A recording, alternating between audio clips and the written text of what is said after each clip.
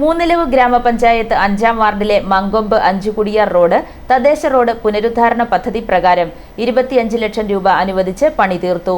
റോഡിന്റെ ഉദ്ഘാടനം Mani C Kappan MLA നിർവഹിച്ചു.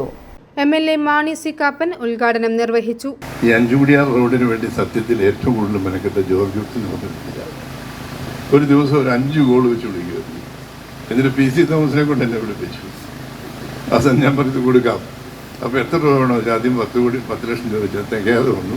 അങ്ങനെയാണ് 25 ലക്ഷം രൂപ ഇപ്പോൾ ഇത് തീരുന്നത്. ഇതിപ്പോഴും വൃത്തിയായിട്ടില്ല. നമുക്ക് 2 സൈഡിൽ 1 ലക്ഷം കൂടെ ചെയ്യണം. അതിനുള്ള ഫണ്ട് കൂടെ ഉറപ്പായിട്ട് അനുവദിച്ചോളാം. ഈ മൂന്നിലവിൻ്റെയും മേലുകാവിൻ്റെയും തലനാടിൻ്റെയും തലപ്പലത്തിൻ്റെയും മുഖച്ഛായ തന്നെ മാറും. അതുകൊണ്ടാണ് ഗ്രാമങ്ങളിലൂടെ വികസനം എന്ന എൻ്റെ ലക്ഷ്യം.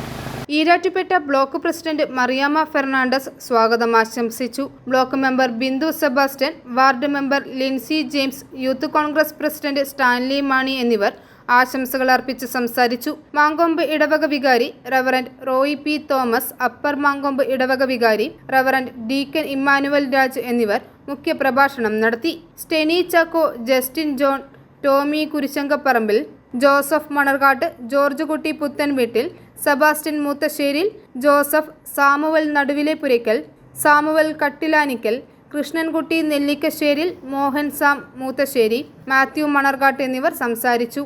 i4 news, Pala.